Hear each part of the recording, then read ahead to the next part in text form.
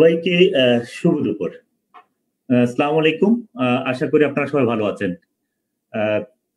আপনারা সবাই একবার আমরা যেরকম বলে না যে ঢাকা শহরের ফ্ল্যাট বাড়িতে লাইট জ্বালায়, আমরা সবাই ভিডিও অন করে ফেলি, অর্থাৎ লাইট জ্বালানোর মতো আমরা সবাইকে একটু দেখে নিই। কারণ এই করোনাকালীন সময়ে আমরা অনেককেই কেউ হোম বেস ওয়ার্ক করছেন, কেউ তো ডিরেক্টলি চাইল্ড হেল্পলাইনে ডিরেক্ট কাজ করছেন 24 আওয়ার্স, এবং কেউ আবার হোম বেজও কাজ করছেন, অনেককে দেখা হয় না। সো সবাই ভিডিও অন করে নেন, আমরা সবাইকে একটু ওয়ান বাই ওয়ান দেখে নিই। ধন্যবাদ মন ভাই। ওই যে রেডমি 9 পাওয়ার কে এটা রিনেম করেন, রেডমি 9 পাওয়ার। ওকে, সো মোটামুটি সবাইকে ঈদ উত্তর আবার ঈদের শুভেচ্ছা।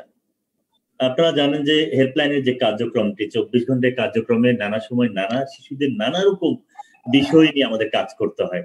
সে কারণে আমরা মাঝে মাঝে স্পেশাল কোনো কেসের উপর কথা বলে থাকি, আবার কখনো আমাদের যে ক্যাটাগরি গুলো রয়েছে সেগুলো নিয়ে আমরা ডিসকাশনে থাকি। সো দ্যাট এটা আমাদের একটা কন্টিনিউয়াস প্রসেস। তো এই কন্টিনিউয়াস প্রসেসে আজকের যে বিষয়টি নিয়ে আমরা কথা বলবো, অলরেডি আপনারা জেনেছেন আমরা অনেককে কিন্তু সংযুক্ত করেছি আজকের এই ইয়েতে। আমি বিশেষ করে রিকোয়েস্ট করব যাদেরকে কোহেস্ট করা আছেন তারা একটু খেয়াল করবেন, কেউ যদি অ্যাডমিট হতে চায় তাদেরকে অ্যাডমিট করে নেবেন। আমরা সেশনে চলে যাই। আমাদের সেশনে আজকে আমাদের সঙ্গে রয়েছে চাইল্ড হেল্পলাইনের সকল কল এজেন্ট এবং কাউন্সিলর, পাশাপাশি আমাদের সিএসপি আরো যে কাউন্সিলররা রয়েছেন তারা সরাসরি জয়েন করেছেন। আরো কেউ যদি জয়েন করতে চান আমাদের ফেসবুক পেজও ইচ্ছা করলে জয়েন করলে আমাদের সরাসরি এই বিষয়গুলি সম্পর্কে আপনারা অবগত হতে পারবেন। আমরা আজকে চলে যাচ্ছি আমাদের আজকের যে আলোচনার বিষয়, আমরা সেই জায়গাটাই সরাসরি চলে যেতে চাই।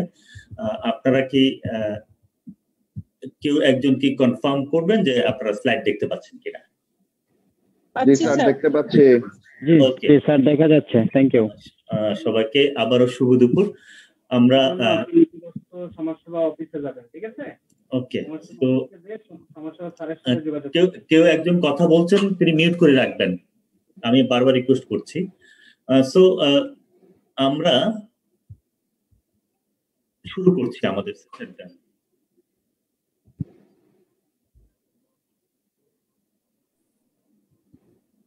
আমাদের আজকের আলোচনার সকল বিষয়গুলো আমরা ভর করেছি ওয়ার্ল্ড হেলথ অর্গানাইজেশনের উপর, কারণ ওয়ার্ল্ড হেলথ অর্গানাইজেশন এই বিষয়ে তারা কাউন্সিলিং এর উপর নানা রকম ম্যানুয়াল ডেভেলপ করেছেন। আমরা তার সেই তথ্য উপাত্তগুলোকে বেশিরভাগ আমরা ব্যবহার করেছি, পাশাপাশি আমাদের যে প্রতিদিনে যে প্রায়োগিক যে বিষয়গুলো আছে সেই বিষয়গুলো মাথায় রেখে আজকের সেশনটা আমরা পরিচালনা করবো। আজকের সেশনে মূলত আরো যদি থাকবেন আমার সাথে, বিশেষ করে আপনারা জানেন যে আমাদের আমি নিজে রয়েছি Chowdhury Mohammad Mohimen, child helpline manager, এবং পাশাপাশি থাকবে তবিউর রহমান, সোশ্যাল কাউন্সিলর 1098 এর।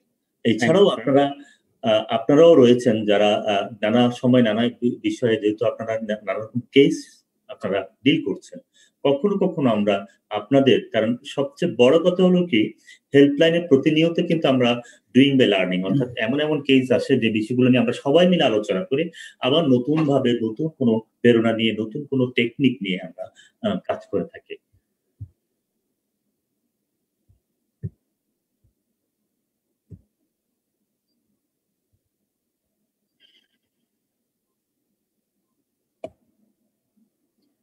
হেল্পলাইনের একটা কথা সবসময় আমরা শুরুতেই বলে থাকি, প্রতিটি শিশুর কিছু বলার আছে, এটা আমরা খুব বিশ্বাস করি, এবং শিশুর কথা কোনো কথায় আমরা অশ্রুত থাকবে না, অর্থাৎ যখনই কোনো শিশু ফোন করবো আমরা শুনতে চাই। ইভেন আপনারা জানেন যে হেল্পলাইনে কেউ যদি শিশুরা যদি সাউন্ডও না করে, সাইলেন্ট থাকে, তখনও কিন্তু সমাজকর্মীরা, কল এজেন্টগণ বা কাউন্সিলরগণ প্রতিনিয়ত তাদেরকে নানাভাবে ওই অবস্থায় তাকে কথা বলার জন্য, কথা শোনার জন্য আকুতিটা প্রকাশ করে হেল্পলাইন থেকে। সো এটা আমাদের বিশেষ, এটা মাথায় রেখে আমরা এগিয়ে যাই। আজকে যে বিষয় নিয়ে আমরা কথা বলবো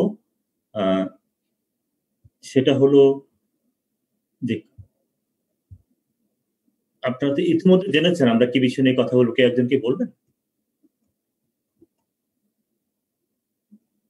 আমরা দেখিয়েছি একটু আগে স্লাইডে, খুব দ্রুত চলে যাওয়ার কারণে কেউ একজন কি বলবেন? তবিও যদি বলেন আজকে কোন বিষয়ে আমরা কথা বলবো।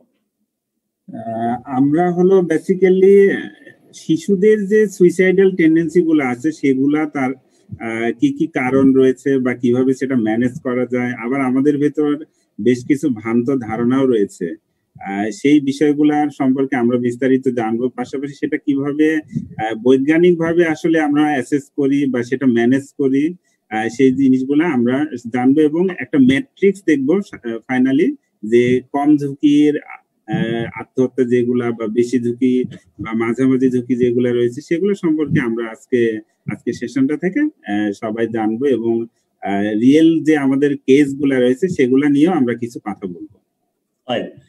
তাহলে এই বিষয়গুলো জানতে হলে শুরুতে আমরা একটু তাকাই, যদিও আমাদের খুব কোথাও রাষ্ট্রীয়ভাবে কোথাও তেমন কোনো ডাটা নেই আত্মহত্যার চিত্র কোথায় কতজন হচ্ছে। আমরা বিভিন্ন সময় ভর করে বিশেষ করে পত্র পত্রিকার বিভিন্ন তথ্য অথবা বিআইডিএস যদি কোনো তথ্য থাকে অথবা বিএসএফ এর, বিশেষ করে শিশুর ক্ষেত্রে আমরা বিএসএফ এর তথ্যের উপর নির্ভর করে থাকি।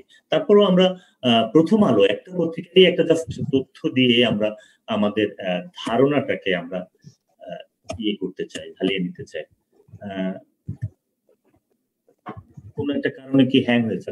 সারা দেশে 2020 সালে আমরা সেখানে দেখি যে পুরুষের চাইতে নারী আত্মহত্যা বেশি। এটা 2020 সালে করোনাকালীন সময়ে আমরা দেখেছি। তাতে ওনারা ওখানে শো করেছেন প্রায় 14,436 জন আত্মহত্যা করেছে, তার মধ্যে নারীর পরিমাণে বেশি, নারী হলো 57%। সো এই থেকে একটা অনুমান হয় যে আমরা এই তথ্য থেকে প্রথমেই একটা তথ্য পেয়ে গেলাম যে নারীদের আত্মহত্যার প্রবণতা অনেক বেশি বা নারীরা আত্মহত্যাতে শিকার হচ্ছে। আমরা যদি আরেকটু যাই এই আত্মহত্যার ঘটনা পর্যালোচনা করলে সেখানে দেখা যায় যে এর 5 থেকে 19 বছর বয়সী যারা, অর্থাৎ আমরা প্রায় শিশু বলছি, যদিও 18 বছর পর্যন্ত আমরা শিশু বলি, আমরা প্রায় শিশু হিসেবে ধরতে পারি তারা 35%। তার মানে বুঝতে পারছেন যে 14,436 জনের মধ্যে 35%ই হলো বলা চলে প্রায় শিশু যারা আত্মহত্যা। এটা 2020 সালে এবং প্রথম 2020 সালে। আমরা 2018 সালে 298, আমরা এবারে যাচ্ছে শিশুর বিষয়ে, 298টি শিশু আত্মহত্যা করেছে 2018 সালে। তাহলে যদি 18তে এত হয় তাহলে 19-এ কত, তার একটা তথ্য আমাদের জানা হয়তো দরকার। আমি জানি না কেন হ্যাং করছে, একটু হ্যাং করছে। আমরা কি ফেসবুক লাইভ চলছে তো এই কারণে হয়তো হতে পারে, সেটা একটা কারণ, যে তার কারণে অনেক সময় স্লাইডে সমস্যা করতে পারে। এটা তো আমাদেরকে একটু থমকে দিবে। আমরা কি স্লাইডটা স্টপ করে আবার যেতে পারি একটু? আবার আমরা একটা শেয়ার করবো, দিকে আমরা আবার সেই ইয়েতে যাবো। করোনাকালীন যে চিত্রটাই আমরা কথা বলছিলাম সেখানে শিশুর ক্ষেত্রে আমরা যেটা দেখেছি 17 সালে 18 এবং 17 অর্থাৎ 213 জন ছিল। আর সেটা যদি আমরা দেখি যে এর 17 থেকে 18তে বেড়ে গিয়েছে 39.91%। এটা বিএসএফ এর। আমরা ওই তথ্যটা দিয়ে অনুমান করার জন্য মূলত তথ্যটা নিয়ে এসেছি যে এর মধ্যে থেকে আমরা দেখতে পাচ্ছি যে কিভাবে বছরকে বছর এটা ইনক্রিজ করছে, অর্থাৎ কমছে না। আমরা আরেকটা চিত্র যদি দেখি তুলনামূলকভাবে 2016 সালে আমরা দেখি 164 জন শিশু আত্মহত্যা করে, সেখানে 17 সালে কিন্তু 220 আর 18 সালে 309 জন। হয়তো এটা অ্যাকুরেট কোনো তথ্য নয়, কিন্তু এ থেকে আমরা একটা ধারণা পাই। এখানে দেখবেন যে অ্যাটেম্প করেছে সেখানে আছে 16তে 3 জন, 17তে 11 জন, 18তে 23 জন। দেখেন সেটাও কিন্তু ক্রমান্বয়ে বাড়ছে। আমরা আবার চেষ্টা করেছি ঘুরে দেখতে যে হেল্পলাইনে কিছু তথ্য আসে, সেখানে কি অবস্থা, আমরা একটু সেখান থেকেও কিছু তথ্য নিয়েছি। 2020 সালে আমরা দেখেছি 165টা কেসকে আমরা সুইসাইডাল ইস্যুতে আমরা ডিল করেছি, আমাদের কাউন্সিলররা ডিল করেছেন। আর সেটা 2021 সালে এই মুহূর্তে অর্থাৎ জুন পর্যন্ত 2021 জুন পর্যন্ত আমরা দেখতে পাচ্ছি 92। এখানেও কিন্তু এই সংখ্যাটিও মিন করে যে এখনো বৃদ্ধি পেয়েছে। সো তাহলে আমরা যদি আরেকটু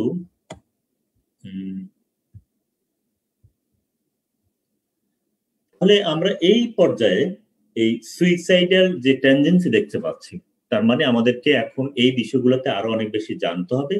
আমাদের যেটা আগে তবিউর বলেছেন যে এই বিষয়ে আমরা বেশ কিছু বিষয় নিয়ে আজকে অবতারণা হবে। সেক্ষেত্রে আমরা সুইসাইডাল এর ধরন, যে আত্মহত্যা করার যে বিভিন্ন ধরনগুলো রয়েছে সেগুলো জানবো, কিভাবে বুঝতে পারবো সুইসাইড করার আগে, এবং কিভাবে তাদেরকে ম্যানেজ করব, এবং তাদেরকে নিরূপণ করার একটা বিষয় রয়েছে, এখানে কিছু টেকনিক্যাল বিষয় রয়েছে, সে বিষয়গুলো আমরা জানবো। হয়তোবা টেকনিক্যাল বিষয়গুলো সবার খুব কাজে লাগবে না, কিন্তু যারা শিশুকে সেবা দিবেন তাদের কাজে কিন্তু এই টেকনিক্যাল বিষয়টি অনেক অনেক বেশি কাজে লাগবে। আমরা দেখছি যে একটা ধরন আছে যে কি হয়, তারা সরাসরি একদম সুইসাইড করে ফেলেছে, নিজেই আত্মহত্যা যেটাকে বলা, ডিরেক্ট গিয়ে নিজেকে হয়তো আগুনে ঝাঁপ দেয়, পানিতে ঝাঁপ দেয়, গলায় দড়ি দেয়, দিয়ে সে কিন্তু সুইসাইড করার জন্য একদম ডিরেক্টলি সুইসাইড করে অথবা বিষ পান করে, তাই তো? আর কি কি ভাবে আমরা দেখতে পাই সুইসাইড, আর কি কি ভাবে শিশুরা করে, এই তথ্য আপনাদের কাছে আছে? কেউ একজন যদি জাস্ট একটু বলে, একটা দুটো উদাহরণ দেন নিজেকে নিজের যে আত্মহননের বিষয়ের ক্ষেত্রে, কেউ একজন যদি একটু বলেন। আমাকে শুনতে পাচ্ছেন? হ্যাঁ স্যার, আমি একটু বলি স্যার। জি জি জি জি বলুন প্লিজ। জি স্যার, অনেক সময় আমাদের অ্যাডোলেসেন্ট শিশুদের মধ্যে অনেক সময় দেখা যায় কেউ প্রেমে যদি বা কোনোভাবে প্রতারিত হয়, বা আমি আস্কিং করছি যে সুইসাইডটা যে সংগঠিত হয় দড়ি দিয়ে হতে পারে, গলায় দড়ি দিয়ে, সরি স্যার, বিষ খেয়ে, আর কিভাবে আর কিভাবে হতে পারে, কিভাবে করে সাধারণত শিশুদের ক্ষেত্রে আমরা, আমাদের এক্সপেরিয়েন্স কি বলে? আমি একটু বলবো। হ্যাঁ জি জি জি, রত্নাদি একটু যদি বলেন প্লিজ। যেমন হতে পারে ওরা ব্লেড, কাঁচের টুকরো, টিনের টুকরো, এগুলো দিয়ে ওরা হাতের রক কেটে ফেলতে পারে, এরকম ভাবে ওরা আত্মহনন করে। অথবা ওরা মনে করেন ওড়না দিয়ে তারপরে ওদের দিয়ে এইভাবে ওরা কিছুটা মানে এই জিনিসটা ওরা সহজেই করতে পারে আর কি। আবার কখনো কখনো এমনটি তো হয় যে তারা কোথাও থেকে ঝাঁপ দিয়ে, যেমন হেল্পলাইনে একটা কেস ছিল যে ব্রিজের উপর থেকে উঠে সে ঝাঁপ দিচ্ছে আত্মহত্যা করার জন্য, পানিতে ডুবে মরবে। হ্যাঁ হ্যাঁ, এই ধরনেরও হয়। হ্যাঁ, বিভিন্ন মেডিসিন নিচ্ছে, দিনের পর দিন শেষ হচ্ছে মেডিসিন, ইনজেকশন। হ্যাঁ, আরেকটা জিনিস হচ্ছে এইটা হলো আরেক ধরনের প্যারাসুইসাইড। এটা মূলত হয় যে অ্যাটেম্প, যে সে এখন আত্মহত্যা করবে, তার জন্য সে প্রস্তুতি নিচ্ছে, এখন সে আত্মহত্যা করবে, আত্মহত্যা করার জন্য সে কিন্তু অ্যাটেম্প নেয়, কিন্তু আত্মহত্যা করে ফেলে নেয়। এই ক্ষেত্রে সাধারণত তারা অ্যাটেম্প নেয় নানা ভাবে, সে হয়তো অ্যাটেম্প নিয়েছে যে আমি এখনই মরে যাব, বা অনেক সময় দেখবেন যে মেসেজও দিয়ে রাখে, নোট দিয়ে রাখে যে আমি সুইসাইড করব।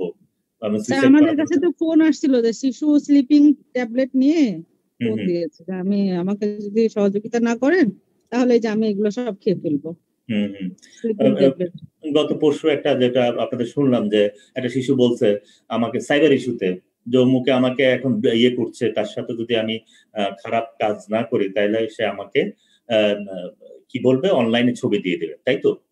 এবং সে বলছে যে এটা থেকে আমাকে যদি সেভ না করেন তাহলে আমি আত্মহত্যা করবো। এইটা কিন্তু সে আত্মহত্যা করে না, আত্মহত্যার জন্য সে কিন্তু অ্যাটেম্প নিচ্ছে, অ্যাটেম্প নেয় না, ভাবছে আর কি, ভাবছে, তার ভাবনার মধ্যে আছে যে আমি এখন আত্মহত্যা করবো, কিন্তু সে এখন আত্মহত্যা করে নেই, এবং আত্মহত্যার জন্য সে কিছু প্ল্যানও করে। আমরা এই বিষয় নিয়ে পরবর্তী পর্যায়ে কথা বলবো। আরেক ধরনের আমরা যে আত্মহত্যার কথাগুলো বলছি, আরেক ধরনের আমরা আত্মহত্যা দেখতে পাই, সেটা হলো যে মূলত যে সে কি করে, যে পরিচিত হয়, অনেক অনুপ্রাণিত হয়, উদ্বুদ্ধ হয়। যেমন কিছু উদাহরণ দিতে পারেন, তবে যদি উদাহরণ দেন, গেমস দিতে পারেন। যেমন স্যার মাঝখানে যে একটা গেমস বের হয়েছিল, ব্লু হোয়েল গেমস, রাশিয়ার একটা গেমস, সেখানে সর্বোচ্চ ধাপটা থাকে নিজেকে আর কি শেষ করা, অর্থাৎ আত্মহত্যা করা, ছাদ থেকে হতে পারে অথবা গলায় দড়ি দিয়ে হতে পারে। মানে সেটা একটা অ্যাডভেঞ্চারের মতো আর কি, তার মাথায় ঘোরাফেরা করে যে হয়তো এটা করলেই এই গেমটায় আমি জয়লাভ করলাম বা গেমটা শেষ হলো। এই যে তার ভেতর যে এক ধরনের চিন্তা ভাবনা কল্পনা কাজ করে, এটা আস্তে আস্তে তাকে মৃত্যুর দিকে অর্থাৎ আত্মহত্যার দিকে ধাবিত করে, এই চিন্তাগুলো করে। রাইট, এই যে প্রভাবিত হওয়া, অর্থাৎ সে কিন্তু প্রভাবিত হচ্ছে, এবং প্রভাবিত হয়ে ফাইনাল কনসিকুয়েন্সটা হলো যে সুইসাইড করবে।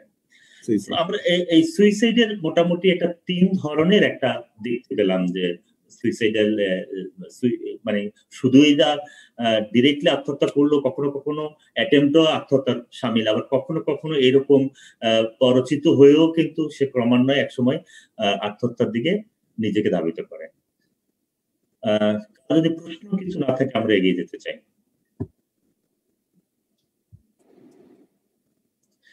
এখন এই ক্ষেত্রে কিছু আবার কিন্তু সবকিছুতেই কিন্তু সমাজে কিছু মিথ থাকে, আপনারা জানেন।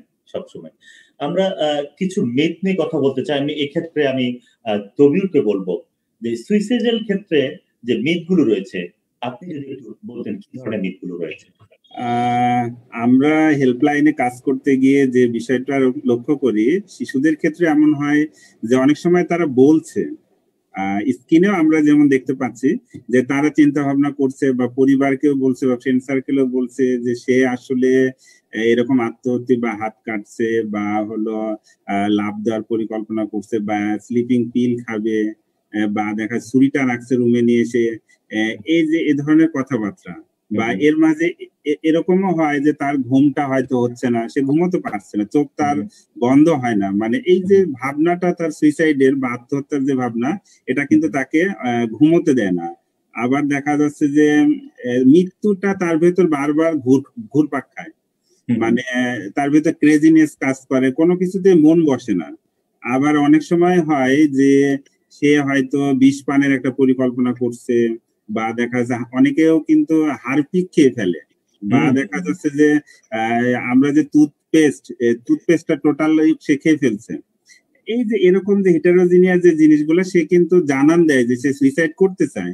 আবার কেউ কেউ আছে যে সুইসাইড নোটও রাখে, কিন্তু আমরা কিন্তু আসলে বিশ্বাস করি না, মনে হয় যে সে বলছে কিন্তু সে তো আত্মহত্যা করছে, ভান করছে, জাস্ট ভান করছে। বা এরকম স্যার, এরকম হয় স্যার ইঁদুর মারা ওষুধ যেটা বাবা ঘরে রেখেছে খেতে ওষুধ দেওয়ার জন্য, অথবা খেতে স্প্রে দিবে, বিভিন্ন কীটনাশক রাখা হয়, এগুলো শিশুরা গ্রামের দিকে শোনা গেছে শিশুরা এগুলোকে তাদের একটা ইয়ে হিসেবে ব্যবহার করতে চেষ্টা করেছে, এরকমও শোনা যায়।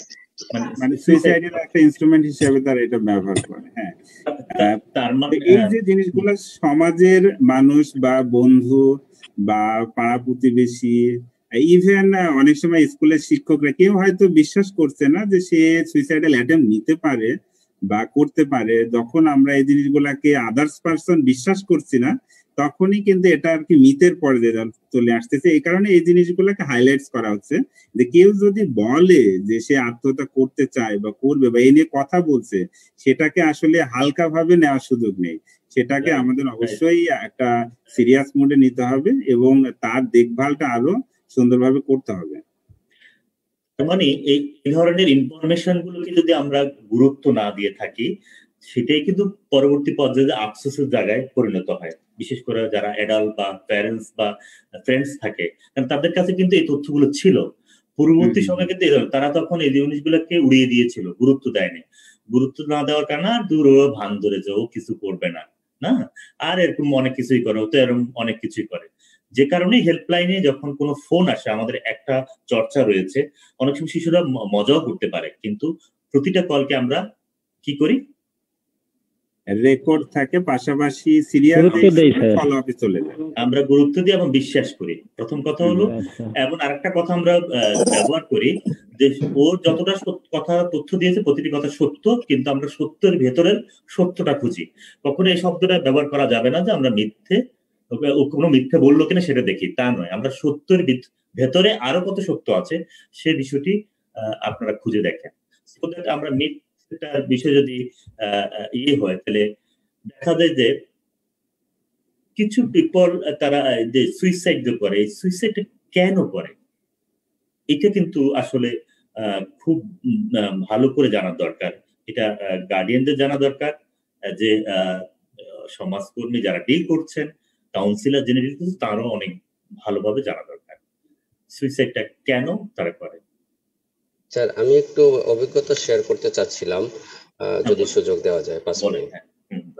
যেটা হচ্ছে আমার এলাকায় দেখেছি, আমি গ্রামে, এটা পারিবারিক একটা ধারাবাহিকতাও কিন্তু এখানে কাজ করে থাকে অনেক সময়। যেটা হচ্ছে কি বড় ভাই পারিবারিক সমস্যার কারণে স্ত্রীর সাথে ঝামেলা হওয়ার কারণে সেখানে মায়ের একটা বড় ভূমিকা ছিল, যেখানে তার স্ত্রীকে মা নির্যাতন করতেন। এটা সন্তান প্রতিবাদ করাতে সন্তানকেও খুব নির্যাতন করে, সন্তান একসময় সুইসাইড করে তার বাচ্চা কাচ্চা থাকা অবস্থায়। এই রাস্তাটা দেখে তারই এক ছোট ভাই, সে একটা সময় সেও এটা অ্যাটেম্প নেয়।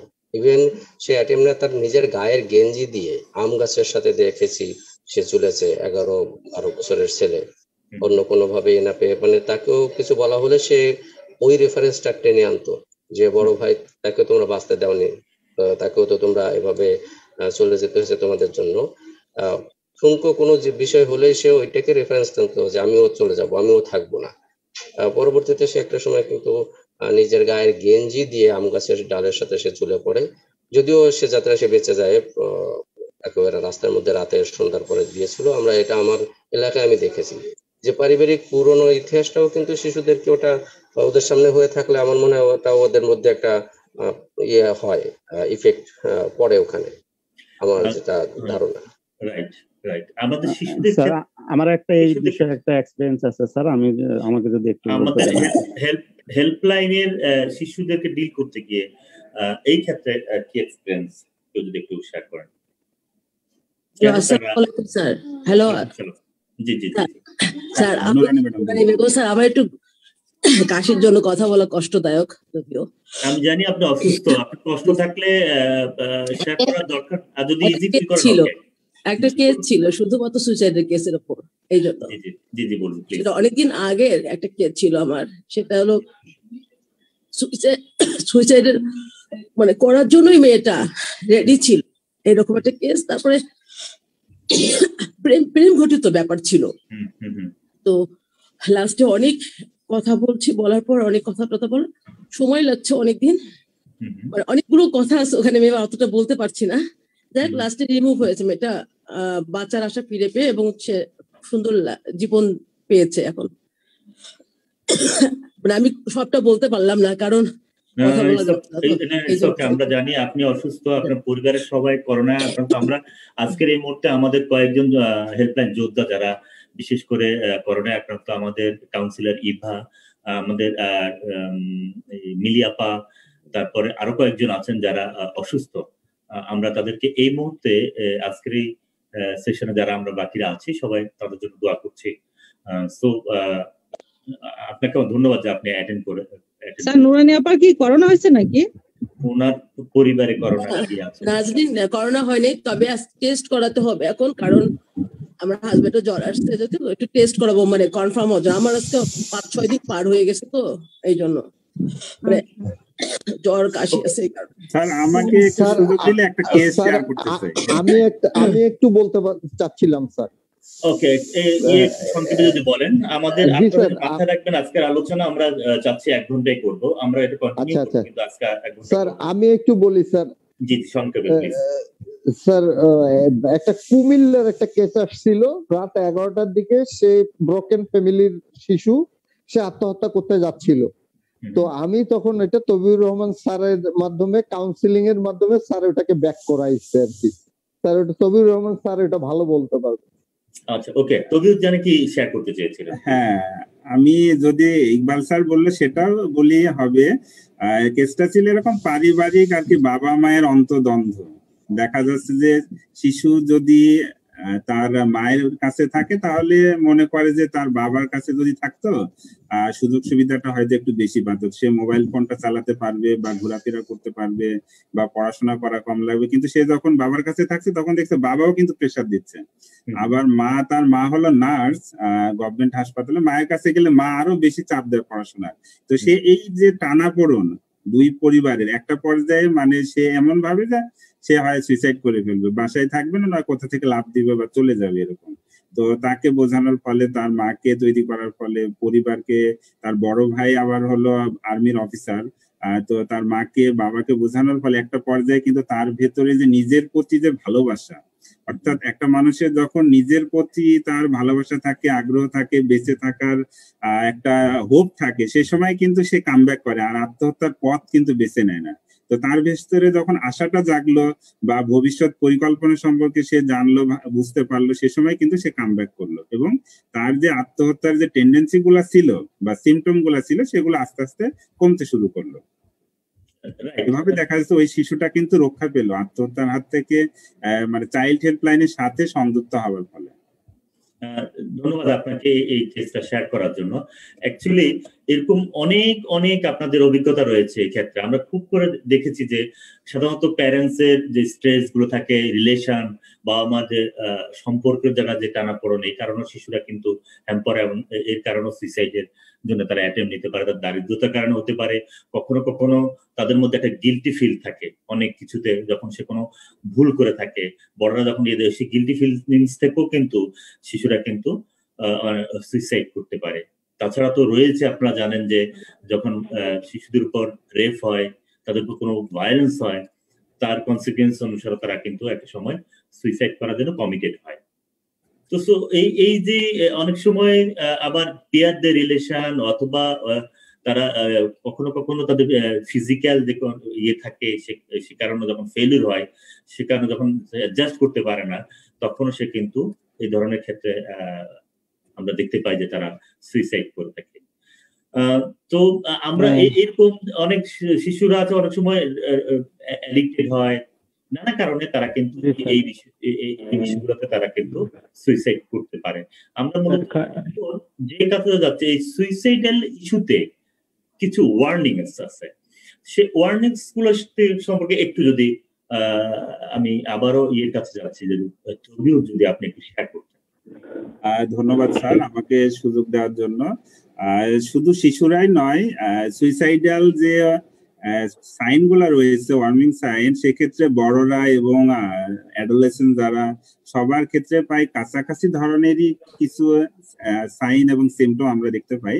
তার মধ্যে অন্যতম যেটা হলো যে মৃত্যু নিয়ে কিন্তু কথাবার্তা বলে, যে কিভাবে আসলে মরে যাওয়া যায় বা এই জীবনটাকে শেষ করে দেওয়া যায়, বা অনেক সময় দেখা যাচ্ছে পরিবারের কাছের কেউ মারা গেছে, বা অনেক সময় বাবার চাকরি চলে গেছে। আর এই যে করোনাকালীন সময় বিশেষত শিশুদের যেহেতু স্কুল বন্ধ, তারা কিন্তু গেমের প্রতিও কিন্তু এক ধরনের আসক্তি, এটা থেকেও দেখা যাচ্ছে পরিবার থেকেও বকাঝকা করছে, বা তারা বন্ধুদের সাথে মিশতে পারছে না। এই যে লনলিনেস, তারপর মোবাইল দিচ্ছে না, এই জায়গাগুলা থেকে দেখা যাচ্ছে তারা কিন্তু ভেতরে একটা ক্ষোভ তৈরি হয়ে যাচ্ছে যে না, বেঁচে থেকে কি হবে, লকডাউন তো চলছে, এখন তো স্কুল নেই বা ক্লাসরুমে যেতে পারছি না, বন্ধুদের সাথে মিশতে পারছি না। এই যে জিনিসগুলা, এটা আমরা বলছি যে সাম্প্রতিক ব্যক্তিত্বের কিন্তু একটা পরিবর্তন আসে, মানুষের চিন্তা ভাবনা থেকে হোক বা দেখা যাচ্ছে উদ্বিগ্নতা থেকে হোক, হ্যাঁ, ব্যক্তিত্বের একটা পরিবর্তন আসে, সেটা থেকে সুইসাইড করে ফেলে অনেক সময়, বা অ্যাটেম্প নেয় সুইসাইড। আমি এই জায়গাটা একটা কথা আপনাদের বলতে চাই, আপনারা তো এরকমও পান যেহেতু অ্যাডোলেসেন্ট পিরিয়ডে যেহেতু একটা চেঞ্জ, মনোসামাজিক একটা চেঞ্জ হয়, যখন পরিবারের সাথে খাপ খাওয়াতে পারে না, শিশু মনে যে পরিবর্তন, সে পরিবর্তনে যখন পরিবারের সাথে খাপ খাওয়াতে পারে না, ইভেন অনেক সময় সমাজের সাথে অনেক সময় তারা অনেক সময় খাপ খাওয়াতে পারে না, অ্যাডজাস্টমেন্টটা যখন হয় না, তখন সেই কারণে কিন্তু যেহেতু অ্যাডোলেসেন্স পিরিয়ডে না ছোট না বড় এরকম একটা অবস্থা, বয়স দেখা যায় 14-15, কিন্তু অনেকের মধ্যেই মানসিক যে এজটা সেটা হয় মনে করে যে 22 বা 23 হয়ে গেছে। এই যে ভাবনাটা, এই ভাবনার জায়গাটা হয়তো সবার সাথে ম্যাচ করে না, যে তোর তো বয়স 15 বা তোমার বয়স 15, এখন তো তোমার এই করার সময়, কিন্তু পরিবার সেটা হয়তো বুঝছে না, বা তার রুমটাও আলাদা করে দিচ্ছে না। অনেক সময় দেখা যাচ্ছে বাবা মা বা আত্মীয় স্বজন, দাদা দাদি যারা আছে তাদের সাথেই থাকছে, কিন্তু তার একটা সেপারেট স্পেস প্রয়োজন, তার যে নিজস্ব জিনিসগুলা সেগুলো রাখার জন্য একটা জায়গা প্রয়োজন। এই ধরনের যে বিষয়গুলো, এটা থেকে অনেক সময় সে আত্মহত্যার পথ বেছে নেওয়ার চেষ্টা করে থাকে শিশুরা। তারপরে আমরা লক্ষ্য করি যে আচরণের কিন্তু পরিবর্তন আসে, যে এই বয়সন্ধিকালের সময় কিন্তু তাদের আচরণে অনেক পরিবর্তন আসে, যে খেলাধুলা হোক বা তার নিজের মতো করে সে কাজ করতেছে। বাবা মা হয়তো বলছে সকালবেলা পড়তে বসো, কিন্তু তার ভেতর থেকে মনে হচ্ছে সে রাতের বেলা পড়বে, সকালবেলা সে ঘুরবে বা খেলাধুলা করবে। আবার দেখা যায় যে ঘুমেরও কিন্তু অনেক পরিবর্তন আসে, সকালে 10টা-11টা পর্যন্ত ঘুমাচ্ছে, আমি যেমন রিসেন্ট একটা ডিল করলাম, শিশু তার মা কমপ্লেন করছে যে সে 11টা পর্যন্ত ঘুমায়, যেহেতু তার মর্নিং শিফটে স্কুল ছিল, এখন তো স্কুল নেই। সে বলে ভাইয়া আমার তো এখন স্কুল নেই, আমি তো দেখা যাচ্ছে 11টা পর্যন্ত ঘুমাই, তারপরে উঠে নাস্তা করি, কিন্তু তার বাবা মা এটা স্বাভাবিকভাবে নিচ্ছে না। আবার দেখা যাচ্ছে যে খাবারের অভ্যাসেও কিন্তু পরিবর্তন হচ্ছে, যখন সে দেরি করে ঘুম থেকে উঠছে বা ঘুমোতে যাচ্ছে তখন কিন্তু খাবারের যে শিডিউলটা সেই শিডিউলটা কিন্তু চেঞ্জ হচ্ছে।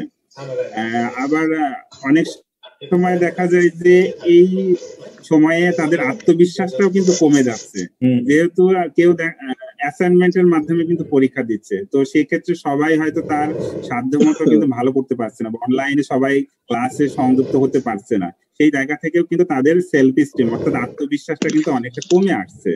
হ্যাঁ, আবার ভবিষ্যতে কি হবে বা কি ভাবছে, পরিবারেরও হয়তো দুর্দশা, বা শহরে ছিল তারা গ্রামে গেছে, বা গ্রামে গেলেও দেখা যায় সেখানে তাদের যে জীর্ণ শীর্ণ বাসা বাড়ি সেখানে অবস্থান করছে, মানে আনসার্টেন একটা অবস্থা ভবিষ্যৎ সম্পর্কে, সেই জায়গা থেকে অনেক সময় হোপলেসনেস এসে আত্মহত্যার পথ বেছে নেয়।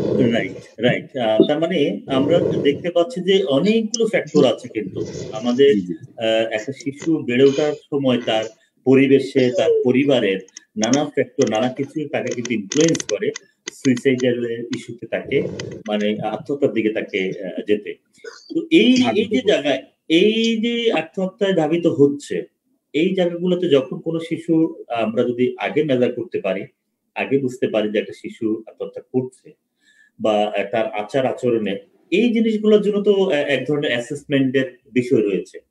আমরা কি সেই অ্যাসেসমেন্টটা কি কোন অ্যাঙ্গেল থেকে অ্যাসেসমেন্টটা, সেই অ্যাসেসমেন্টটা আমরা কোন অ্যাঙ্গেল থেকে করতে পারি? আপনারা বিশেষ করে যারা হেল্পলাইন থেকে আপনারা যখন কাউন্সিলররা কাজ করছেন, বেসিক্যালি স্যার আত্মহত্যা মূলত হলো ডিপ্রেশনের যে ফাইনাল ধাপ, অর্থাৎ ফাইনাল স্টেজ বলি আমরা, সেটা কিন্তু একটা সুইসাইডাল আর কি বিষয়, মানে ডিপ্রেশনের সর্বোচ্চ পর্যায়ে গেলে একটা মানুষ সুইসাইডের কিন্তু অ্যাটেম্প নিয়ে থাকে, এটা গবেষকরা বলছেন আর কি। তো সেই জায়গাতে আমরা কি দেখতে পারি যে কি কি আর কি সেখানে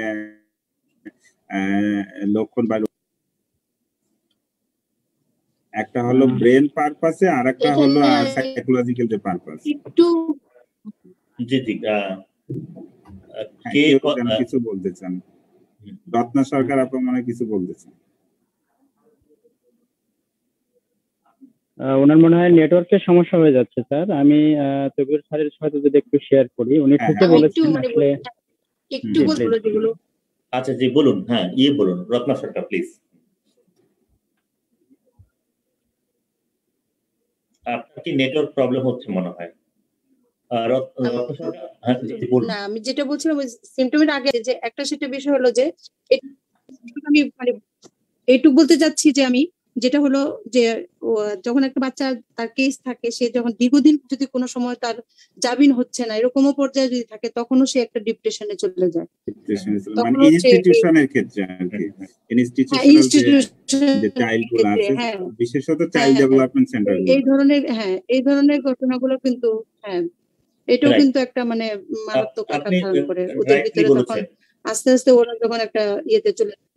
রাইট, কি বলেছেন। আসলে সকল ক্ষেত্রেরই কনসিকুয়েন্স হলো ডিপ্রেশন, আর এই ডিপ্রেশন থেকেই কিন্তু আসলে আত্মহত্যার প্রবণতা দেখা যায়, তখন সে আত্মহত্যা করার জন্য ধাবিত হয়। তাহলে আমরা দেখলাম যে তার মানে তাহলে আমরা একটা একক জায়গা খুঁজে পেলাম যে শিশু মনের যদি ডিপ্রেশনের বিষয়টাকে আমরা মেজার করতে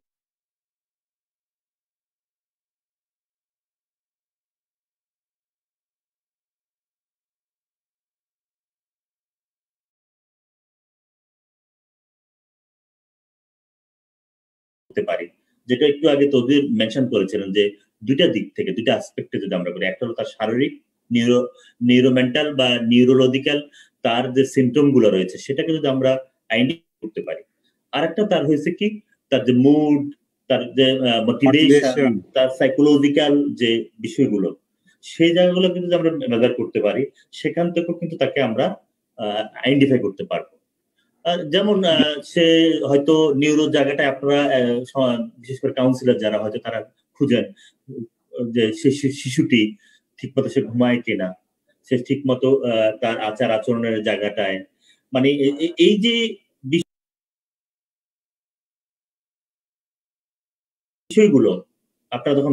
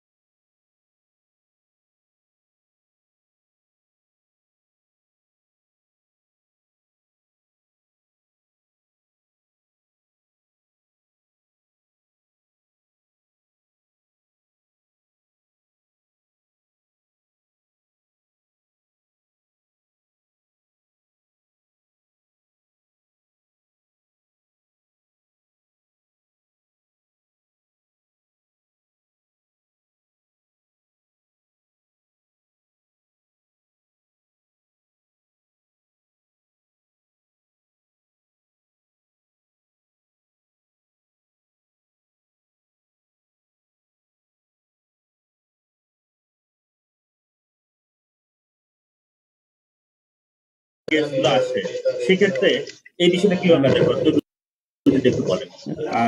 আমরা স্যার যেহেতু টেলিফোনে কাজ করছি, টেলিফোনিক কাউন্সিলর হিসেবে আমরা ইন্টারভিউর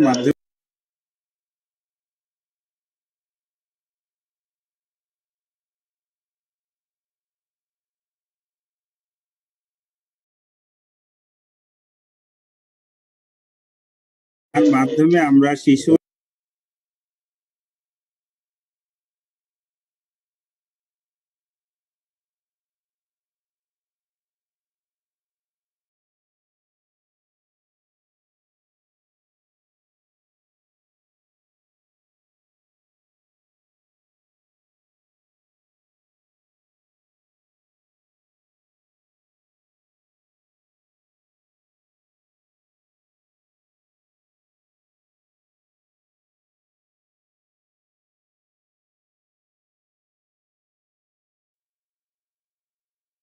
বললেন তার সাথে আমি আরেকটু অ্যাড করি, তার খাবার দাবার ঠিকঠাক মতো হয় কিনা, কম খাচ্ছে না বেশি খাচ্ছে, বা তার শারীরিক ক্লান্তিনেসটা কেমন থাকে, তার ঘুমটা ঠিকঠাক হয় কিনা, বা দেখা যাচ্ছে পড়াশোনা করছে কিনা, বা পরিবারের অবস্থাটা কেমন, বা অনেক ক্ষেত্রে এটাও জানা হয় যে তার পেয়ার গ্রুপ অর্থাৎ বন্ধু বান্ধব যারা তাদের সংখ্যাটা কেমন।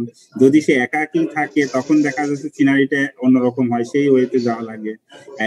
এই জিনিসগুলো যেমনটা হলো নিউরোলজিক্যাল বা আমরা শারীরিক যে সাইড সেটা বলে থাকি। আর সাইকোলজিক্যাল ক্ষেত্রে যেটা হয়, যেটা হলো কোনো কাজে তার আগ্রহ আছে কিনা, সেই আগ্রহটা খেলাধুলার ক্ষেত্রে হতে পারে, পড়াশোনার ক্ষেত্রে হতে পারে, বা দেখা যাচ্ছে ঘুরতে যাওয়ার ক্ষেত্রে হতে পারে, তার ভেতরে কোনো হোপলেস কাজ করছে কিনা সেটা খুঁজে বের করা হয়, বা কোনো কিছুতে সে আশাহত কিনা, বা মন খারাপ কিনা তার বারংবার, বা কাউকে কেউ সাহায্য করছে কিনা বা করছে না সেই জিনিসগুলা, এবং কোনো কাজ করতে গিয়ে সে কোনো বাধার সম্মুখীন হয় কিনা, বা সেই বাধার সম্মুখীন হলে সেখানে কেউ হেল্প করছে কিনা।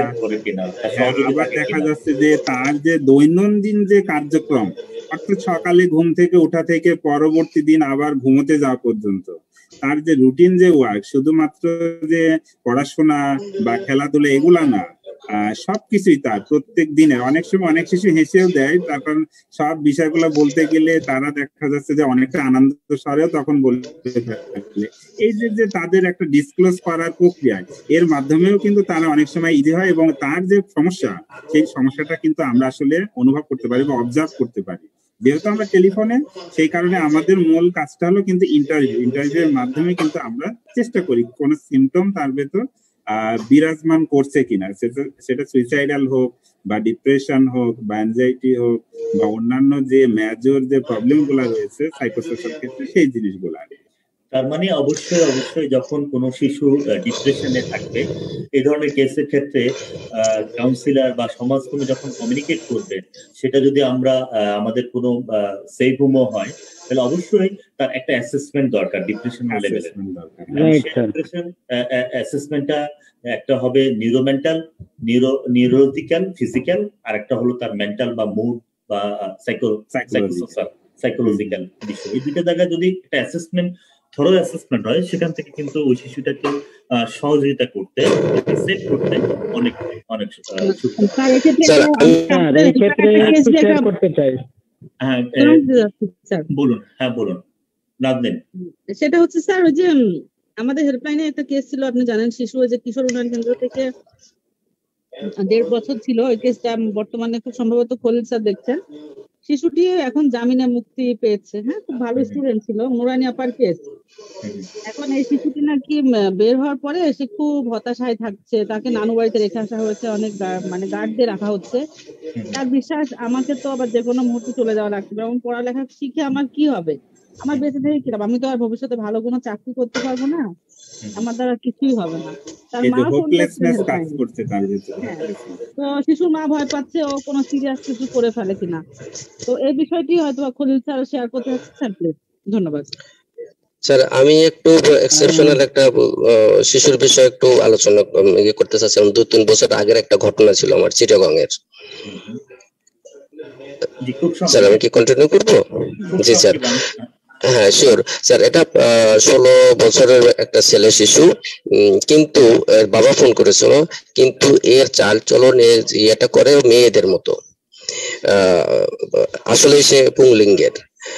বাবা ধারণা করছিলেন যে আসলে কি সে তৃতীয় লিঙ্গের কিনা, যে এরকম কিনা, এবং তার হরমোন টেস্ট বা এইসবের জন্য সে ডাক্তারের দ্বারস্থ হয়েছিলেন। ডাক্তারে গিয়েছেন, ডাক্তার সম্পূর্ণভাবে বাবাকে আশ্বস্ত করেছেন যে না, সে পুংলিঙ্গে, সে ছেলে, এবং হরমোনাল যে বিষয়টা সেটা পুরুষই, কিন্তু সে দেখতে অনেকটা সুন্দর। এবং বন্ধুদের প্ররোচনায় বন্ধুরা খুব বলতেন যে তোকে মেয়েই ভালো লাগে, এরকম করে তারা তাকে গিয়ার আপ করে যে ওইভাবে থাকতে।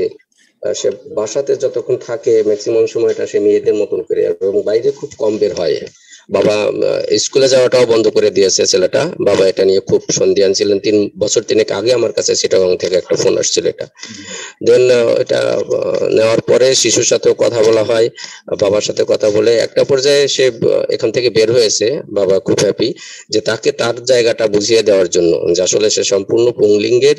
তাহলে যতই সুন্দর হোক, সুন্দরী হোক, যাই হোক, সেটা তাকে আসলে ওই লিঙ্গে তো সে ট্রান্সফার হতে পারছে না যেহেতু, বা সে পুরুষ যেহেতু, তাকে ওইটা তার জন্য মানে হলো সে যে শিশুটি যে বিষয়টি ধারণ করছে বা ফিল করছে তাকে অন্যভাবে তাকে পরিচিত করা যাবে না, অথবা তাকে মানসিকভাবে যে প্রেশারটা দেওয়া সেটা দেওয়া যাবে না। কারণ এরকম প্রেশার দিলে এটাও কিন্তু আমরা যেটা দেখতে পাই যে একসময় তারা সে বাড়ি ছেড়ে চলে যেতে চেয়েছিল এবং আত্মহত্যার করার কথাও বলেছিল, যে তাহলে মারা যাই, তোমাদের সম্মান চলে যায় যেহেতু আমি থাকলে, এরকম একটা বিষয় ছিল স্যার। ধন্যবাদ এর জন্য। স্যার আমি একটু অল্প কথা একটু শেয়ার করতে চাই স্যার। খলিল রহমান বলতে চেয়েছিলেন, কি বলতে চেয়েছিলেন? জি স্যার প্লিজ। হ্যাঁ, থ্যাংক ইউ স্যার।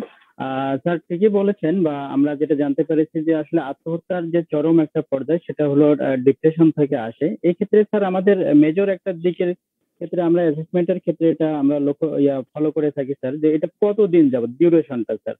হ্যাঁ, যদি এখানে আমরা জানি স্যার 2 সপ্তাহের বেশি যদি কেউ আসলে ডিপ্রেশনে ভোগে তাহলে এটাকে আমরা অধিক গুরুত্ব দেই স্যার, তার কারণ তার এই ঝুঁকিটা খুবই বেড়ে যায়। খলিল, আমরা আপনার এই আলোচনায় যাব, যে আমরা আরেকটু আলোচনা একটু সামনের দিকে যাই, কারণ আমরা আলোচনা এইভাবে লক্ষণের কথা একটু আমি জাস্ট বলে শেষ করব। একটু গ্রেডেডলি যেতে চাচ্ছি। আমরা এখন যে বিষয়টা নিয়ে আলাপ করতে চাচ্ছিলাম, যে এই যে কিভাবে তারা সুইসাইডে মানে সুইসাইডাল যে কমিটমেন্টটা বা কমিটেড টু সুইসাইড যে কথাটা আমরা বলে থাকি, তাদের এই বিষয়টা নিয়ে একটু কথা বলতে চাই। যদি ভায়োলেন্সের বিষয়, নন ভায়োলেন্সের এবং প্যাসিভ মেথড, এই বিষয়টাকে আপনাদেরকে একটু ক্লিয়ার করতে চাই। আমি আবারও রেফার করবো দলীয়কে, যদি ভায়োলেন্স মেথডে স্লাইডটা একটু শেয়ার করলে ভালো হতো। ওকে, আমি জাস্ট স্লাইডটা শেয়ার করছি আপনাদের বোঝার সুবিধার জন্য।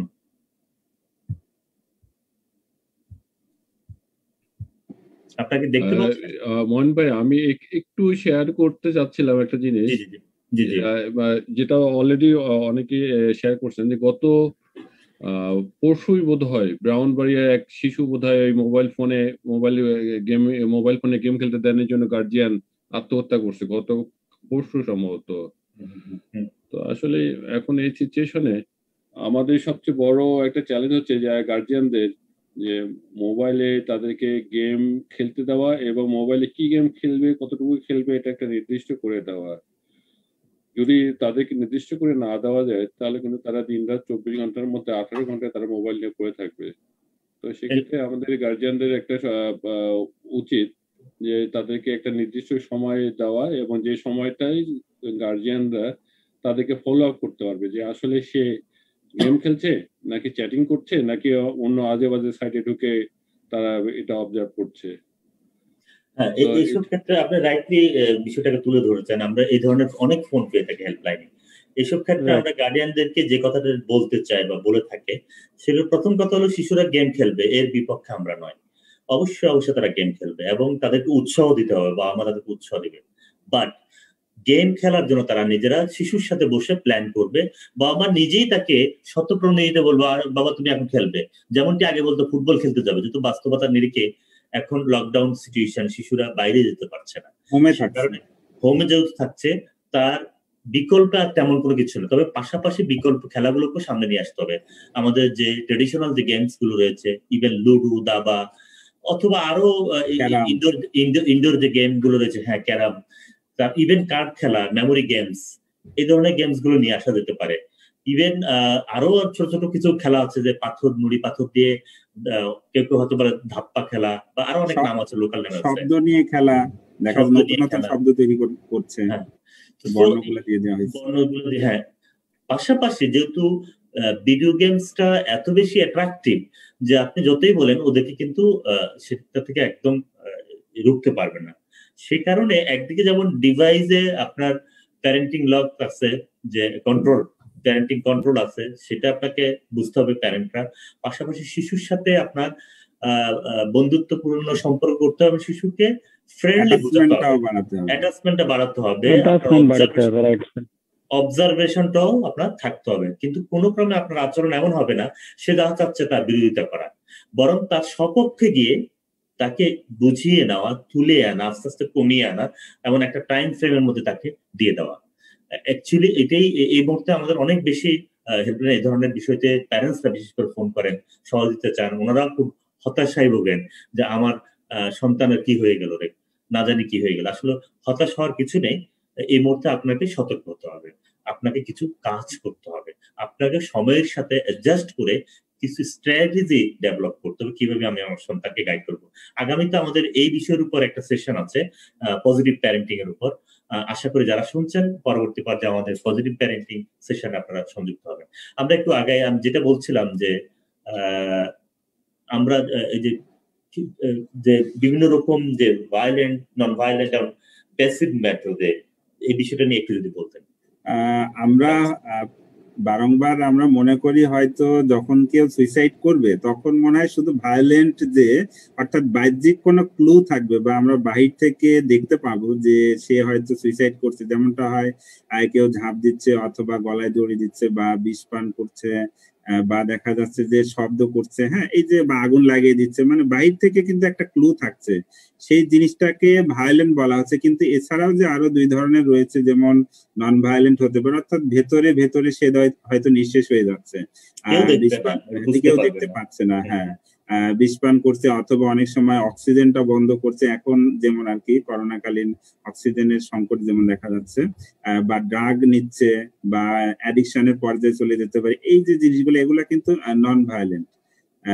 পাশাপাশি আরেকটা আমরা ফাইনালি যেটা দেখতে পাচ্ছি প্যাসিভ, যেটা প্যাসিভের ক্ষেত্রে যেটা হলো অন্য কোনো ফ্রেন্ড সার্কেল হতে পারে অথবা পরিবারের অন্য কেউ হতে পারে, পাড়া প্রতিবেশী হতে পারে, এমনকি গেম খেলার মাধ্যমেও কিন্তু অন্যদের মাধ্যমে পরিচিত হয়ে যখন ব্যক্তি বা একটা শিশু সুইসাইডের পর্যায়ে চলে যাচ্ছে, সেই জিনিসটাকে প্যাসিভ বলা হচ্ছে, অর্থাৎ অন্যের মাধ্যমে কিন্তু ইনফ্লুয়েন্স হচ্ছে।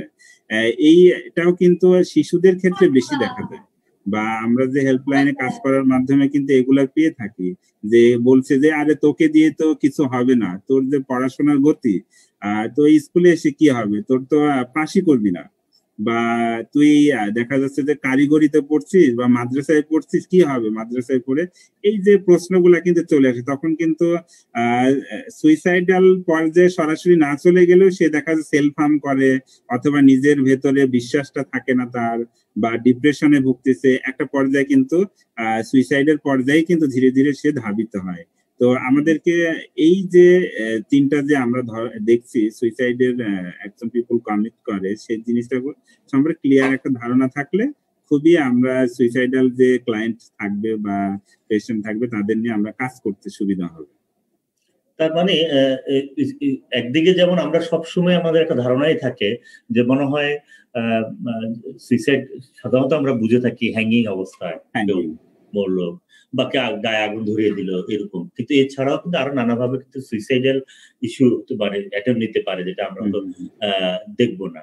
এবং সে কারণে আমাদের নজর থাকবে, বিশেষ করে যারা আশেপাশে প্যারেন্টস, কোন একটা শিশুর যখন কোনো এই ধরনের বিষয়গুলো থাকবে তখন কিন্তু মাথায় রাখতে হবে, বিশেষ করে ডিপ্রেশনের যে সকল শিশুরা রয়েছে সেই ক্ষেত্রে এই বিষয়গুলো কনসিডার করতে হবে, এনভায়রনমেন্ট গুলো, যে কোনো মতে এই ধরনের কিছু হতে পারে, তাই তো। এবং একবার যদি সুইসাইড কেউ একজন করে তাতে কি একবারই শেষ? যদি আপনারা কাউন্সিলিং করলেন তাতে কি আপনাদের কি মনে হয় যে সুইসাইড যে কাউন্সিলিং করলেন সে পুরোপুরি ভালো হয়ে গিয়েছে আর সুইসাইড করবে না?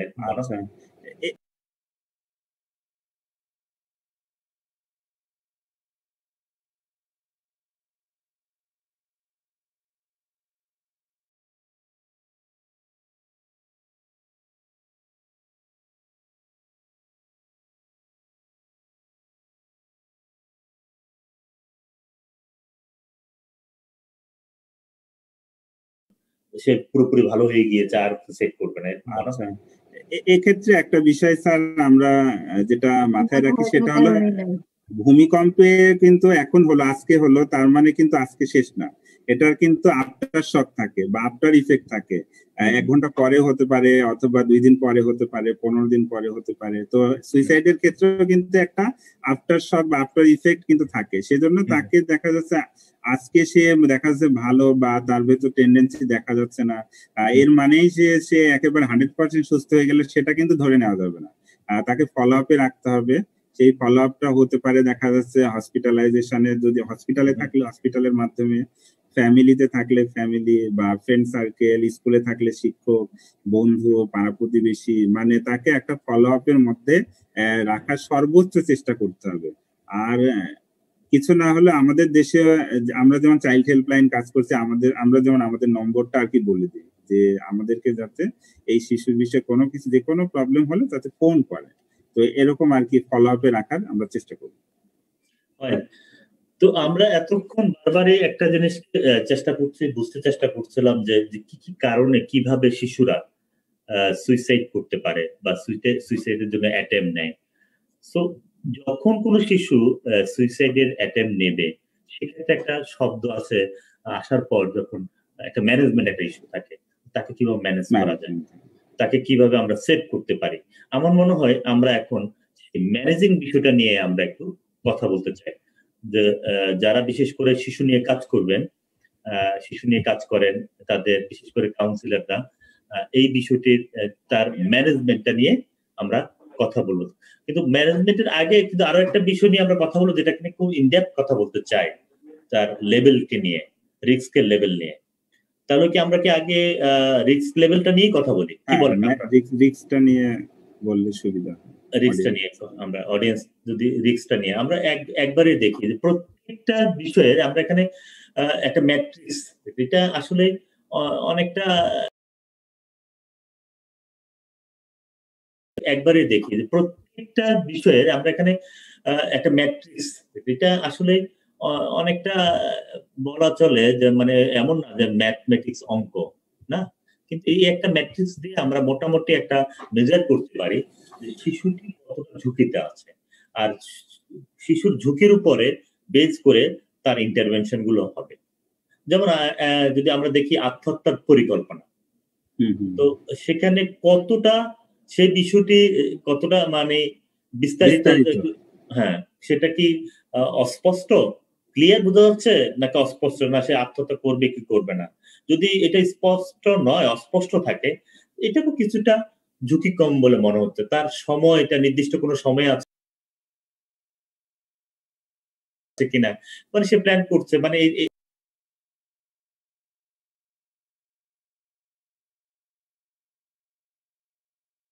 তার পদ্ধতিটা সে কি করবে, কি ট্যাবলেট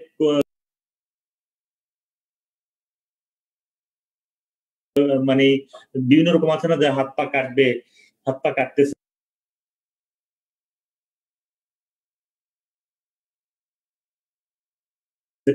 সে ট্যাবলেট খাচ্ছে, হাত পা কাটছে। এই যে বিষয়গুলা, এগুলা থেকে করবো যে এই তথ্য, অর্থাৎ এটা হলো একটা অ্যাসেসমেন্টের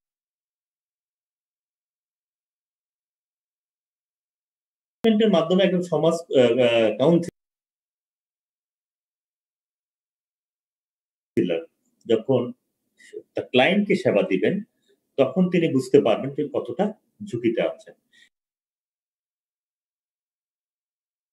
এই ঝুঁকির মাত্রাটা যদি এই ক্ষেত্রে যদি দেখা যায় যে কিছু নির্দিষ্ট পরিকল্পনা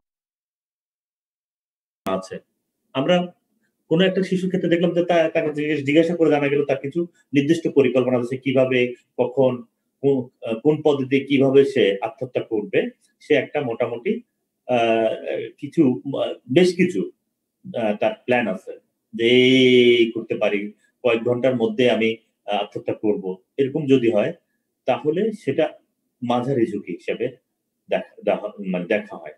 কিন্তু যদি এমন হয় যে একদম চিন্তা ভাবনা করে সে কবে, কখন, কোথায়, কিভাবে, কার সাথে, তারপর কি দিয়ে, কোথা থেকে, কেমন করে, মানে এই যে আমি একটু পরে হয়তো আছে না, ইদানিং দেখবেন যে আপনি কেউ কেউ আবার কিন্তু সুইসাইডাল নোট দিয়ে ফেসবুকেও কিন্তু সুইসাইডাল লাইভ করে, আপনাদের জানেন মনে হয়, যদিও আমরা এই ধরনের কেস পাইনি। একটা কেসের কথা আমার মনে আছে, আপনাদেরকে বলেছিল সম্ভবত, ট্রেন লাইনের উপরে, কেউ কেউ মনে আছে আপনাদের? হ্যাঁ, আপনি শেয়ার করছেন স্যার। ট্রেন লাইনের অংশ খুঁজে বের করা গেল, এবং পরবর্তী পর্যায়ে ওই মেয়ে দুটিকে আপনারা তাদেরকে রেস্কিউ করতে সক্ষম হয়েছেন, খুব সম্ভবত ফেনী এলাকার তার কাছাকাছি কোনো একটা রেল লাইন। পাখির কেস। ওকে, আমরা নামটা না বলি, আমরা জাস্ট যেহেতু আমরা সরাসরি বিষয়টি আবার সম্প্রচার করছি, আমরা ছদ্মনামে ছিল পাখি। ও আচ্ছা, ছদ্মনাম ছিল পাখি। ওকে, সো দ্যাট এইভাবেই কিন্তু যদি আমরা পূর্বে আত্মহত্যার যে প্রচেষ্টা, তার আগের যে প্রচেষ্টার যদি হিস্ট্রিটা জানি, সেই হিস্ট্রি থেকেও কিন্তু আমরা বুঝতে পারবো। যেমন সে চেষ্টা পূর্বে কখনোই কিন্তু খুব একটা সিরিয়াসলি চেষ্টা করেনি, তাহলে পূর্বের এই হিস্ট্রি থেকেও অনুমান করা যায় যে সে একটু কম ঝুঁকিতে আছে।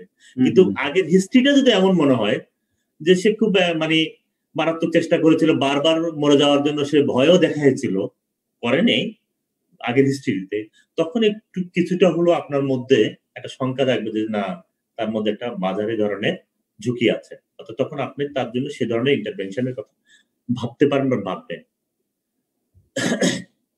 কিন্তু আবার হচ্ছে যে পূর্বে সে অনেকবার এবং খুব ভয়ানক ভাবে সে চেষ্টা করেছে, মনে করেন সে ঝাঁপ দিতে চেয়েছে, তাকে সেভ করা হয়েছে, সে হয়তো কোনো কিছু খেয়ে ফেলতে চেয়েছিল, তাকে সেখান থেকে সেভ করা হয়েছে, এটা পূর্বের হিস্ট্রি। তাহলে এক্ষেত্রে একটু বলি স্যার, যেমনটা আমরা যে ধরনটা বললাম যে প্যারাসুইসাইড, প্যারাসুইসাইডের ক্ষেত্রে এরকম হয় যে তারা যেহেতু বিষ পান করে অথবা দেখা যাচ্ছে কোনো পয়জনাস জিনিস খেয়ে ফেলে, তো তখন মেডিকেলে নিয়ে যাওয়া হয়, তখন ডাক্তাররাও অনেক সময় মনে করে যে তাদেরকে যদি একটু কষ্ট দিয়ে বিষটা হলো উঠানো হয় বা তখন ট্রিটমেন্টটা করার পরবর্তীতে হয়তো আর করবে না।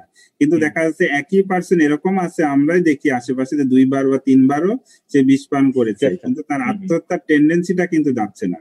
অর্থাৎ তার কিন্তু ট্রিটমেন্টটা, তখন সে সুস্থ হলো, কিন্তু তার যে আত্মহত্যা কেন্দ্রিক যে ট্রিটমেন্টটা বা কাউন্সিলিং বা সাইকোথেরাপি, সেই জিনিসটা কিন্তু সে পাচ্ছে না, বিদায়ী হয়তো সে আবারও কিন্তু সে অ্যাটেম্প নিচ্ছে, মানে পূর্বের যে নিয়েছিল আবারও পুনরায় নিচ্ছে।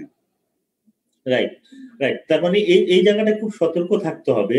অনেকটা এরকম আমি বলি যে ক্যান্সারের যদি ট্রিটমেন্ট হয়, কোন একটা জায়গায় যদি ক্যান্সার হয়, দেখবেন যে যখন অপারেশন করে ডাক্তার কিন্তু এরপরও আবার বায়োপসি করে কতটুকু পর্যন্ত ছড়িয়ে গেছে, কোন লেভেল পর্যন্ত আছে, এই বিষয়টি সম্পূর্ণ নির্মূল না করা পর্যন্ত কিন্তু ট্রিটমেন্ট চলতে থাকে।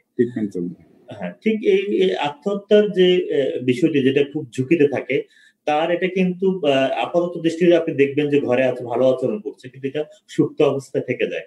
আর এই সুপ্ত অবস্থা থেকে একদম বিলুপ্ত করতে হলে তখন তাকে কিন্তু কন্টিনিউয়াস কাউন্সিলিং এবং কিছু থেরাপির প্রয়োজন হয়।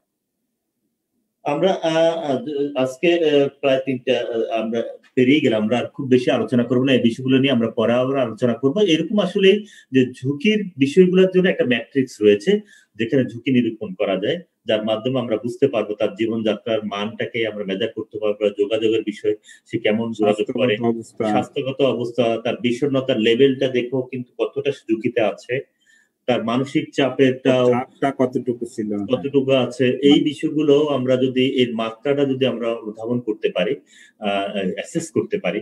মূল কথা হলো অ্যাসেসমেন্টের বিকল্প নেই, তাকে খুব ইনডেপথ অ্যাসেস করতে হবে। সে অ্যাসেসমেন্টের আওতায় যদি আমরা এটাও নিরূপণ করতে পারি যে কতটা ঝুঁকিতে আছে, তার উপর ভিত্তি করে তার যে পরবর্তী কাউন্সিলিং এবং অথবা তার যে থেরাপি সেটা নিরূপণ করা হয়। আমরা জাস্ট শেষের দিকে একটু সংক্ষেপে আমরা যদি এই যে সুইসাইডাল মানে যে অ্যাসেসমেন্টের কথা আমরা বললাম, যে তার বিভিন্ন অবস্থানের আলোকে তার অ্যাসেস করে আমরা বুঝতে পারি যে কতটা ঝুঁকিতে আছে, সেটার উপর ভিত্তি করে আমরা তার জন্য তার সেবা পরিকল্পনা করব। আমরা এখন যদি একটু ম্যানেজমেন্টটা নিয়ে একটু কথা বলতে চাই, যে যখন কোনো শিশু হয় বা যখন সুইসাইডাল টেন্ডেন্সি বলেন আর সুইসাইড করার জন্য অ্যাটেম্প্ট করে, অথবা সে কোনো না কোনো ভাবে সুইসাইড করবে বলে মনোপ্রতীয়মান হয়, সে ধরনের ক্ষেত্রে ম্যানেজমেন্টটা কি হবে? আমি আবার এবার একটু তবিউরকে বলবো এই বিষয়টা নিয়ে। ধন্যবাদ স্যার আমাকে সুযোগ দেওয়ার জন্য। সুইসাইডাল যে ম্যানেজমেন্ট, সেক্ষেত্রে আমরা শুরুতেই যেটা করি, যদি যে চাইল্ডটা বা যে হলো সুইসাইডাল অ্যাটেম্প্ট নিয়েছে যে শিশুটা, সে যদি আমাদেরকে ফোন করে অথবা তার পরিবার ফোন করে, আমাদের প্রথম পদক্ষেপ যেটা থাকে ওই শিশুটাকে একটা কন্টাক্টে নিয়ে আসা, মানে তাকে ইনস্ট্যান্ট যে প্রাইমারি লেভেলের যে সাইকোলজিক্যাল ফার্স্ট এড দিয়ে তাকে আর কি বোঝানো হয় যে আসলে এই জীবনটা বা এই পৃথিবীটা কিন্তু সুন্দর, বা এখানে আসলে বেঁচে থাকার মতো অনেক আশা রয়েছে, বা তার সামনে ফিউচার রয়েছে। যেহেতু চাইল্ড, তার বয়স হতে পারে 15 বা 16 বা 17, তার অনেকগুলো হোপ রয়েছে, এই জিনিসগুলা কিন্তু নিয়ে আসা হয় এবং একটা কন্টাক্টে আমরা নিয়ে আসি যে আমাদের সাথে কথা বলা অবস্থায় তার কারণ তার যত রকম সমস্যা সেটা কিন্তু আমরা দেখব, মানে আমরা তার পাশে থাকব, সেই সমস্যা থেকে সে যাতে বের হতে পারে বা সেটার সাথে কোপ করতে পারে, সেই জিনিসগুলা নিয়ে তার ভেতরে একটা হতাশার মনে একটা আশার সঞ্চয় জাগানো হয় এবং একটা কন্টাক্টে নিয়ে আসা হয় যে আমাদের সাথে কথোপকথন চলা অবস্থায় সে যাতে আর সুইসাইডাল যে অ্যাটেম্প্ট সেটা যাতে না নেয়। এবং পরিবারে তার মা হোক বা বাবা হোক, বড় ভাই বা বড় আপু বা পরিবার অন্য কেউ হোক, তাকে যাতে শেয়ার করতে পারে। বিষয়টা অনেক সময় যে ইন্টারনাল যদি হয় সেটা কিন্তু সে শেয়ার করতে পারে না। দেখা যাচ্ছে যে সাইবার বুলিং এর কারণে সে সুইসাইডাল অ্যাটেম্প্ট নিয়েছে, বা স্কুলে ফেল করছে বা ভালো রেজাল্ট করে নাই, বা হয়তো এমন কোন অকারেন্স হয়েছে সেটা নিয়ে সুইসাইডের চিন্তা ভাবনা তার মাথায় ঘুরপাক খাচ্ছে, বা সে এমন হয়েছে 4-5টা ঘুমের ওষুধ কিন্তু খেয়ে ফেলেছে। তো এই যে জায়গা থেকে তাকে রিস্টোর করা, অর্থাৎ পুনরায় নতুন রূপে যে তাকে আবার তৈরি করা, সেই কাজটাকে আমরা বেসিক্যালি বলছি হলো ম্যানেজমেন্ট।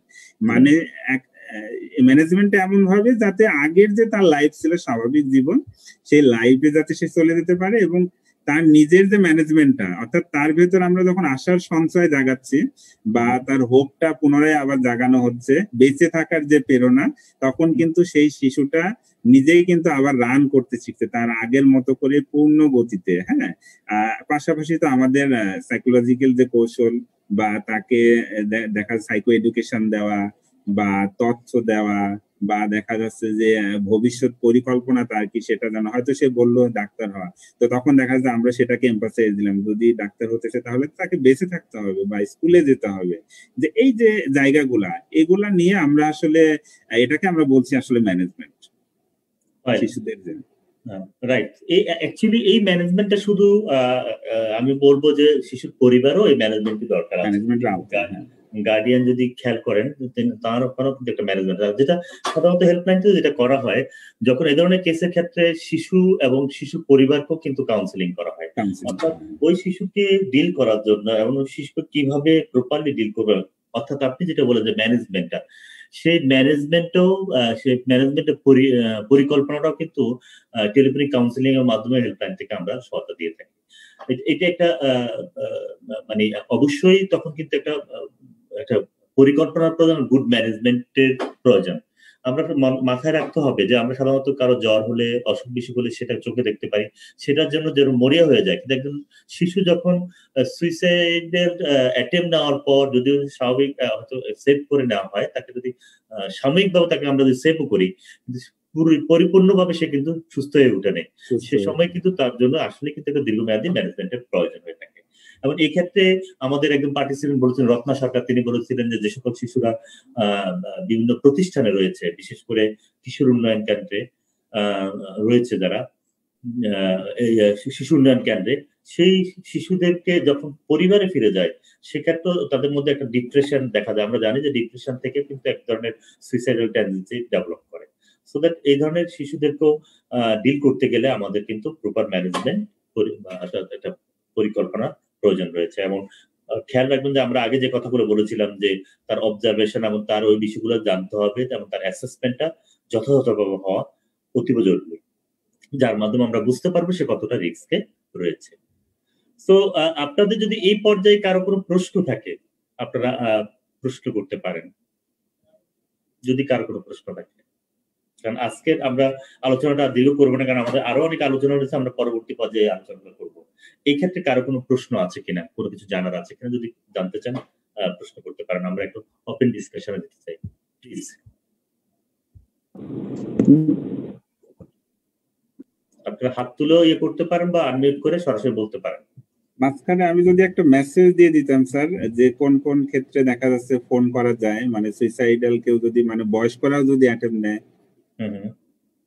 ওকে, এই মেসেজটা দিতে পারি যে কারা বিশেষ করে এইসব ক্ষেত্রে তাৎক্ষণিক কি সেবা পাওয়া যেতে পারে, কিভাবে। কান পেতে রই নামে একটা অর্গানাইজেশন রয়েছে এবং শুনি.org নামে তাদের ওয়েবসাইট। সেখানে দেখা যাচ্ছে হোয়াটসঅ্যাপ বা অর্থাৎ মোবাইল ফোনে তাদের কিছু ফোন নম্বর আছে, মোবাইল ফোন নম্বর, সেখানে ফোন করে বিকেল 3টে থেকে রাত 9টা পর্যন্ত। আর শুক্রবারের দিন এটা শুধু একটু শিডিউলে আছে, তাছাড়া অন্যান্য দিন বিকেল 3টা থেকে রাত 3টা পর্যন্ত তারা অ্যাক্টিভ থাকে এবং তাদেরকে ফোন করা যায়। মানে কান পেতে রই নামে একটা অর্গানাইজেশন। আচ্ছা, তারা কাউন্সিলিং সেবা দিয়ে যাচ্ছে, টেলিফোন। নারীদের জন্য যেমন 109 ন্যাশনাল যে হেল্পলাইন, শিশুদের জন্য তো আমরা 24 ঘন্টায় দিনরাত আছি, 1098 বিনামূল্যে পরিষেবা সম্পূর্ণ। এছাড়াও আরো অন্যান্য যে প্রতিষ্ঠানগুলো আছে প্রাইভেট লেভেলে, সেগুলা দেখা যাচ্ছে যে তারা ওখানে ওদের সাথে কন্ট্যাক্ট করলে ওরা সার্ভিস দিয়ে থাকে, কিন্তু এই তিনটা দেখা যাচ্ছে সার্বক্ষণিকই আছে, প্রায় সার্বক্ষণিকভাবে সেবা পাওয়া যাবে। ওকে, আমরা এই মুহূর্তে একটু আপনাদের কারো যদি কোনো প্রশ্ন থাকে, আমরা 5 মিনিট আমরা থাকবো। এই 5 মিনিটে আপনাদের কোনো প্রশ্ন থাকে, এতক্ষণ আলোচনা থেকে কোনো একটা জায়গায় যদি হয় কন্ট্রিবিউট করতে চান অথবা কোনো একটা বিষয় যদি জানার থাকে, সরাসরি প্রশ্নই করতে পারেন যে এইসব ক্ষেত্রে আমরা কি করব। স্যার আমাদের ফেসবুক পেজে ওখানে যদি কোনো কমেন্টস থাকে আমরা দেখে নিতে পারি, যেহেতু লাইভ চলছে ওখানে। ওকে, আপনারা এখানে যাদের কোনো কিছু বলার থাকলে বলতে পারেন। এখানে একটা প্রশ্ন, অনেক সময় দেখা যায় মা বাবার দ্বিতীয় বিবাহের জন্য অনেক শিশু আত্মহত্যা করে, এখন এটাকে অনেক বেশি হচ্ছে। উনি রাইটলি বলেছেন, আমাদের এরকম বিষয়গুলো আসতেছে যে পরিবারে যখন বাবা মার মাঝে যখন সেপারেশন বা পারিবারিক কলহের কারণে শিশুরা কিন্তু ডিপ্রেশনে ভোগে, সেক্ষেত্রেও কিন্তু এই ধরনের ঘটনা ঘটছে। সে কারণে আমরা আগেই বলেছিলাম যে এই ধরনের ক্ষেত্রে যখন কেউ দেখবেন যে কোনো শিশু যখন ডিপ্রেশনে ভুগছে, তার কোনো সিমটম দেখে মনে হচ্ছে, আপনারা অবশ্যই আমাদের সাথে তাকে লিঙ্ক করে দিবেন অথবা ফোন করে আগে আমাদেরকে বিষয়টি জানাবেন। আমি আরো দেখতে পাচ্ছি কিছুটা, খুব বেশি এখানে আমি আর দেখি না। আপনাদের কারো যদি কোনো প্রশ্ন থাকে বলতে পারেন। আমরা 2 মিনিট থাকবো। 2 মিনিট পর আমরা আজকে আমাদের আলোচনা এখানে শেষ করতে চাই। আমরা পরবর্তী পর্যায়ে বিষয় নিয়ে আবারও আমরা আসবো, কথা বলবো। আপনাদের কারো কোনো প্রশ্ন আছে কিনা?